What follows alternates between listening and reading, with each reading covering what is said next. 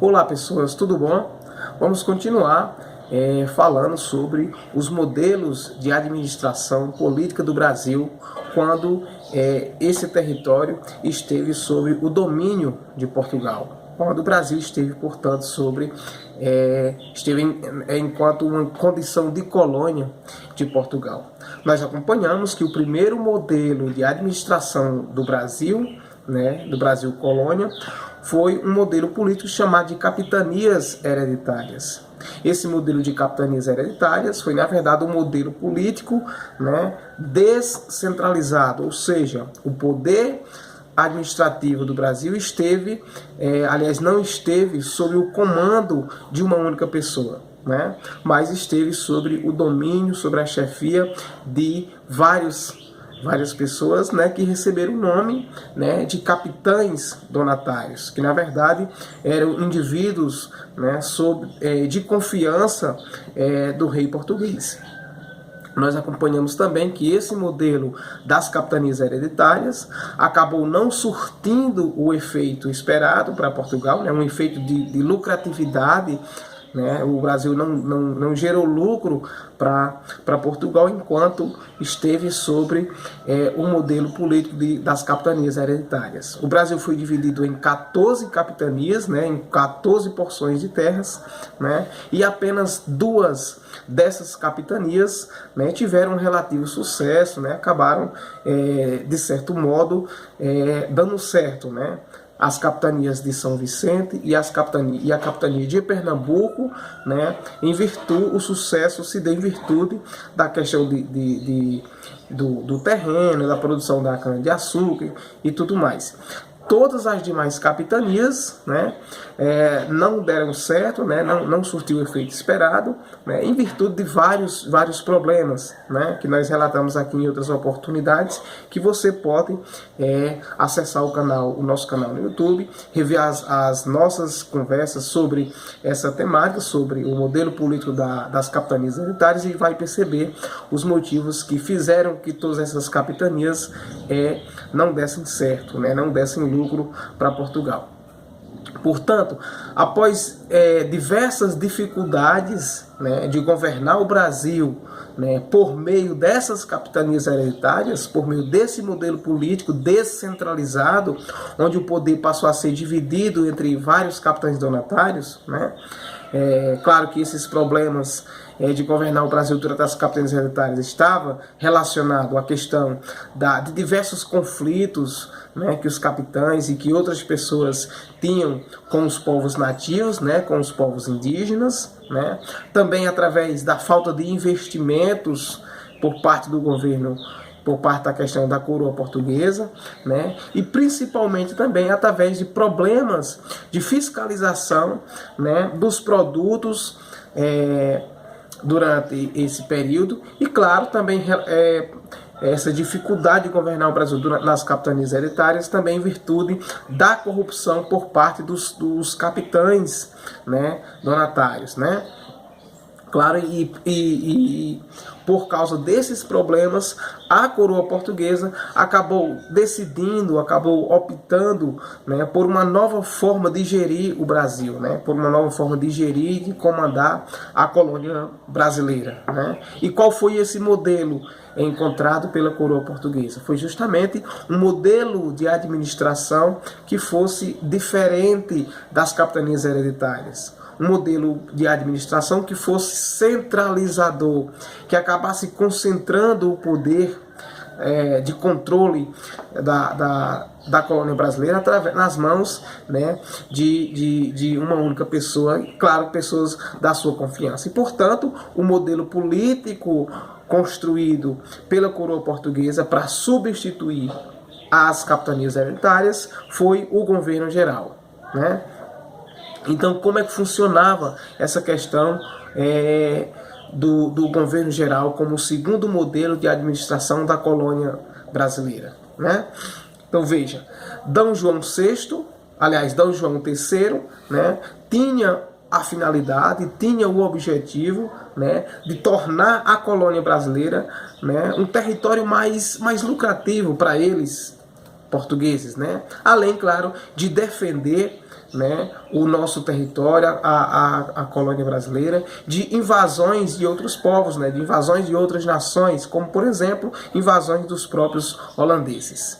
E aí nós destacamos em outra oportunidade que quando Marrocos rompe acordos comerciais, quando Marrocos não deseja mais ter acordos comerciais com Portugal, né, isso vai fazer com que haja uma união, né, aos povos jesuítas, com o objetivo, né, de catequizar os povos nativos na colônia brasileira. Povos nativos, como vocês bem sabem, na verdade são os povos indígenas, tá bom?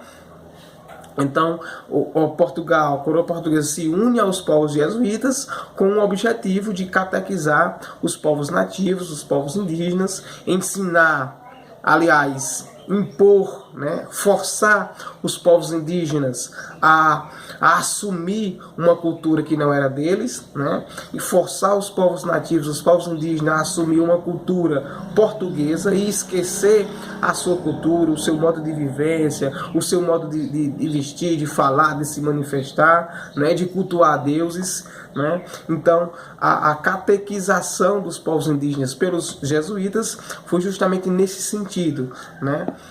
Enfim, então obrigou-se também os povos indígenas a ter uma língua portuguesa, né? A falar uma língua portuguesa.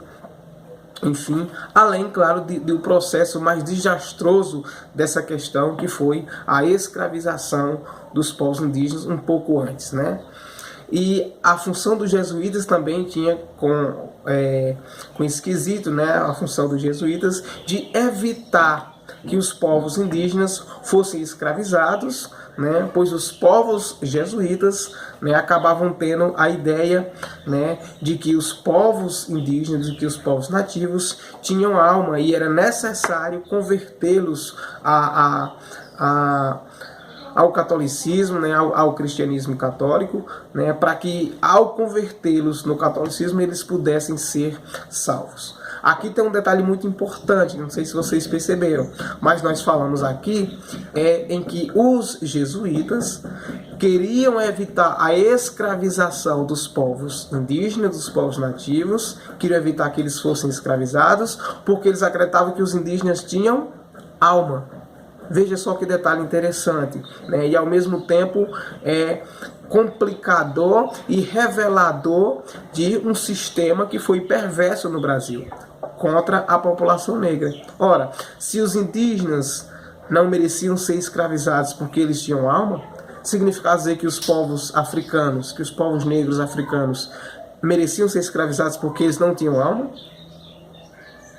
Era justamente esse pensamento, né, da coroa portuguesa, era justamente esse pensamento dos povos jesuítas, tanto é que a escravização dos povos africanos durou muito tempo, né, durou tanto tempo, porque ela teve o apoio da Igreja Católica, porque ela teve o apoio da comunidade dos jesuítas e porque ela teve o apoio, né, dos setores dominantes da colônia brasileira. Né? Então essa ideia dos povos indígenas, dos povos jesuítas, de evitar que os povos nativos fossem escravizados, né? Mas não é porque eles eram bons, era justamente para evitar ataques, né, dos próprios povos jesuítas contra os colonizadores, e assim eles manteriam uma falsa ideia de ordem na colônia. Compreenderam? Ok, então vamos seguir adiante. Então, mais ou menos no na década de 50 do século XVI, ou seja, mais ou menos por 1548, 1549, D. João III ele vai nomear o primeiro governador geral do Brasil. Lembrem, governo geral é o segundo modelo de administração da colônia brasileira que vai substituir aquele primeiro modelo que não surtiu o efeito necessário, né? que não deu certo, né? Que era um modelo descentralizado de administrar o país, que eram as capitanias hereditárias. Portanto, o governo geral tem uma certa diferença para as capitanias hereditárias, porque enquanto as capitanias eram descentralizadas, poder dividido, poder fragmentado, o governo geral era um modelo de administração do Brasil centralizador, ou seja, uma única pessoa concentra no território todo o poder. O primeiro governador-geral do Brasil, nomeado por Dom João III, rei de Portugal, foi Tomé de Souza, né? E Tomé vai tomar posse da cidade de Salvador, né? E vai receber, assim que Tomé de Souza toma de posse a cidade de Salvador, essa cidade de Salvador vai receber o título de capital da colônia brasileira, capital do Brasil. Salvador, primeira capital do Brasil, assim que Tomé de Souza, primeiro governador-geral, assume a governança do país. E Salvador vai permanecer, né, por quase 2 séculos, né, como capital do país. O governo de Tomé de Souza foi um governo, em certa medida, pacífico, né, no intuito de proteger os povos indígenas e procurar manter com eles uma relação de relativa paz, até para fazer com que eles governassem o Brasil sem grandes interferências, né, sem grandes tumultos, né. E o governo de Tomé de Souza tinha muita autonomia para conduzir, digamos assim, a sua função enquanto governo geral. O governo de Tomé de Souza também estimulou a justiça, a defesa das fazendas. Durante seu governo também aumentou a questão da agricultura, das relações comerciais. Duarte da Costa, como nós destacamos, foi o segundo governador-geral do Brasil, né? E ele acaba assumindo essa função em 1543. Tá bom? Enquanto Tomé de Souza, que é o primeiro governador-geral, vai de 1549 a 1552, Duarte da Costa, que vai suceder Tomé de Souza, assume o governo geral a partir de 1553. E o que é que marca o governo de Duarte da Costa? Enquanto o governo de Tomé de Souza foi um governo de bastante autonomia, que ele pudesse governar o país sem grandes tumultos, sem grandes conflitos, teve uma relativa paz com os povos indígenas, né? Teve uma relação bastante diplomática com os povos indígenas para evitar conflitos com eles, de ter aumentado a produção da agricultura, de ter aumentado as relações comerciais. O governo de Duarte da Costa, né, vai ser um pouco tanto diferente do governo de Tomé de Souza, né? Ele era membro do Conselho Real, né? Havia sido embaixador da Espanha e veio de Portugal acompanhado do padre José de Anchieta e do padre Manuel da Nóbrega, né? E juntos, de uma certa maneira, diminuíram, né, os ataques dos povos indígenas às colônias, né, e chegaram a entrar no sertão da colônia para explorar, né, os minerais.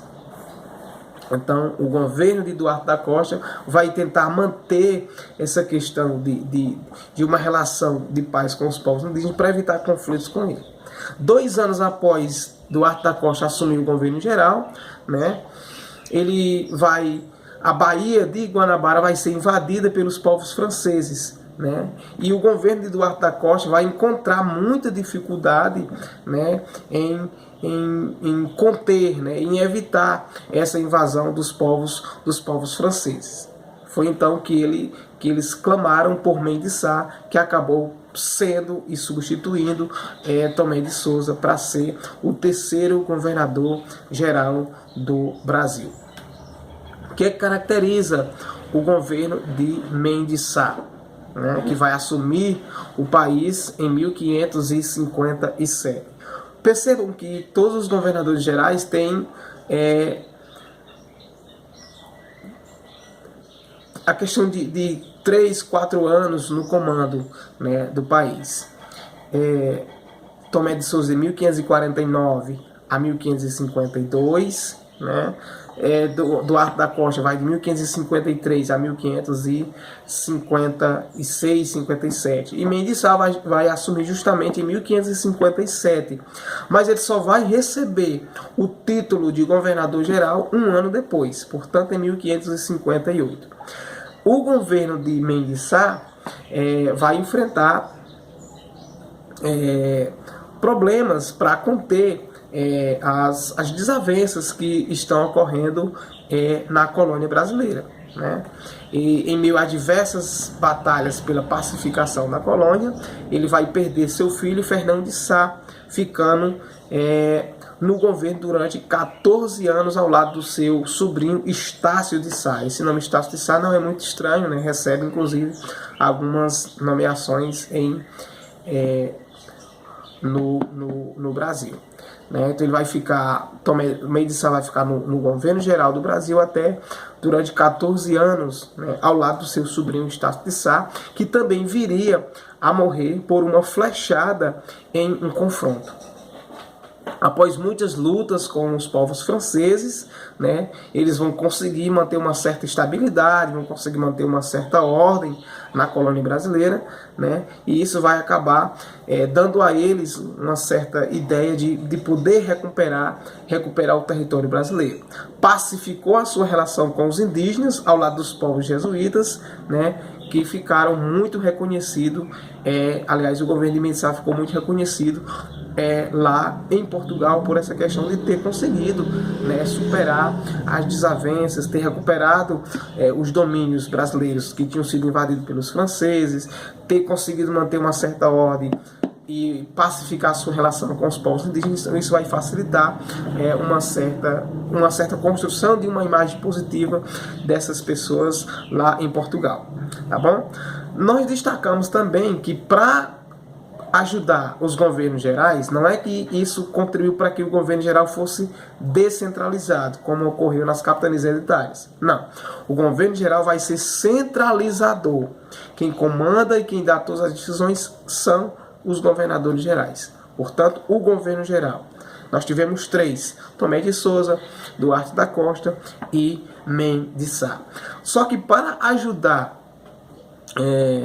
os governos gerais, né, foram criados alguns cargos de ordem administrativa, como o de capitão-mor, né, que tinha a função de defender o território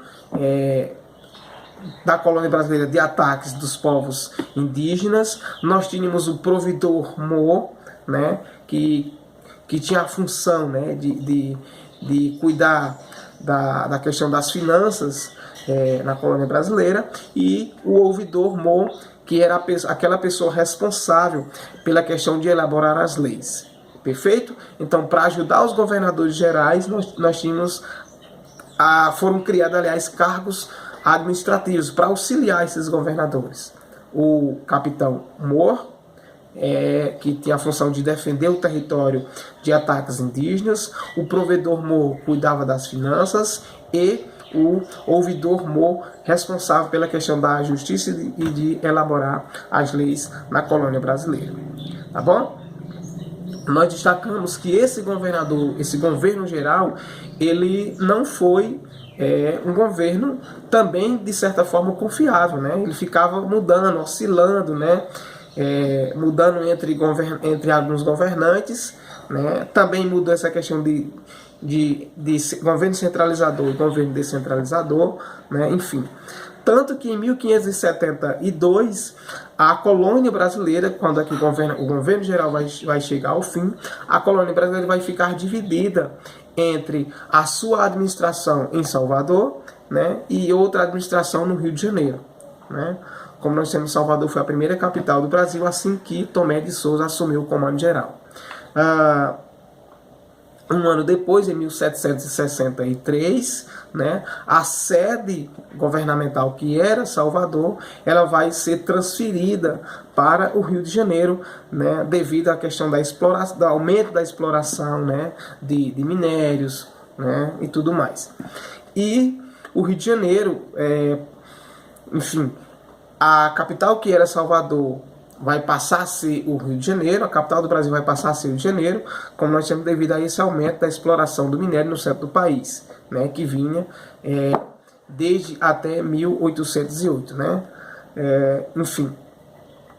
E a gente vai perceber que com a chegada da família real, que é um elemento muito importante para que a gente possa entender como é que o Brasil ele foi construído, né, vai passar necessariamente pela questão da chegada da família real no Brasil, que ocorre em 1808. Né?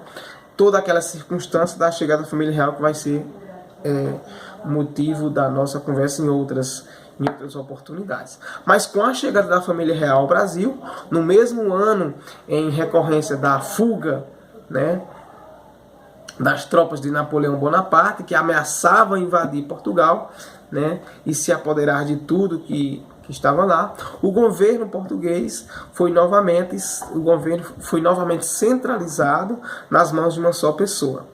Né? É aí que nós vamos sair da condição de governo geral e passar para uma nova forma de administração, quando é que o Brasil vai se transformar, aliás, né? Vai ser elevado, vai ser transformado, né, na categoria de Reino Unido de Portugal e Algarves. Perfeito? É isso aí. Estudem, revisem toda a questão dos conteúdos que estão disponíveis no nosso canal no YouTube, e espero que vocês tenham compreendido. Abraço a todos e a todas.